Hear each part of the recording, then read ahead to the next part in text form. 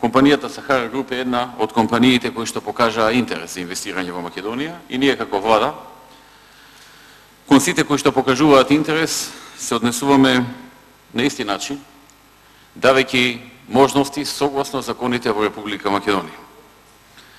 Ние компаниите не ги делиме која од нив од која држава доаѓа, ниту пак ги делиме по нешто друго. Единственото што не интересира е што можеме да помогнеме за тие согласно нашите закони да инвестираат во Македонија и да отворат нови работни места. Тоа е единствената наша грижа.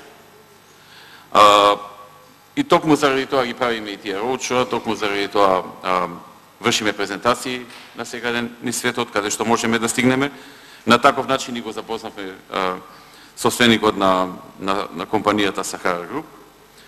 И она што не му го возможуваме е она што би го возможили на било која друга компанија која што сака да инвестира во Македонија и со таа инвестиција да отвори нови работни места и тоа да биде согласно законите во Република Македонија.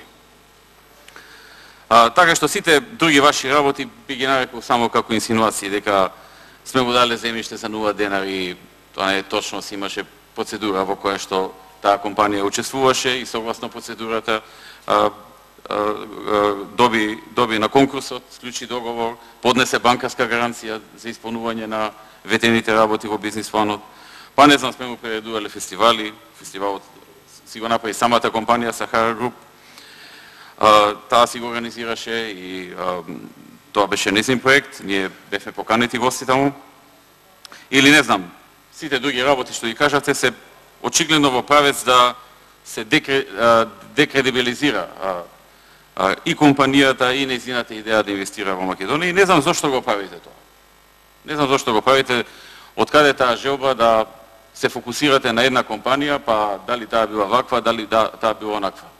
Моето мислење е дека сите ние во Македонија треба да останеме фокусирани кон давање на поддршка на секој кој што согласно нашите закони сака да инвестира со цел да отвори нови работни места.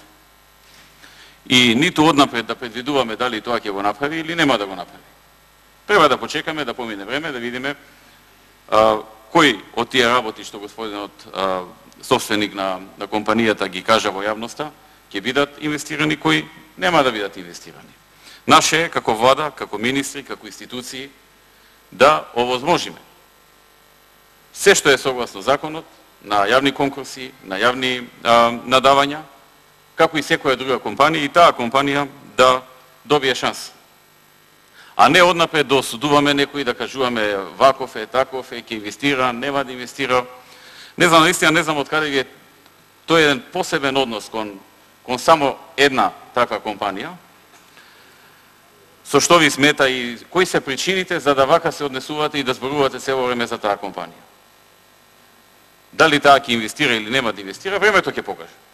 Ние не сме рекле ниту дека ќе инвестира, ниту дека нема да инвестира. Ние сме кажале дека компанијата покаже интерес, а самиот собственик на компанијата јавно во интервјуа кажа кој е неговиот интерес.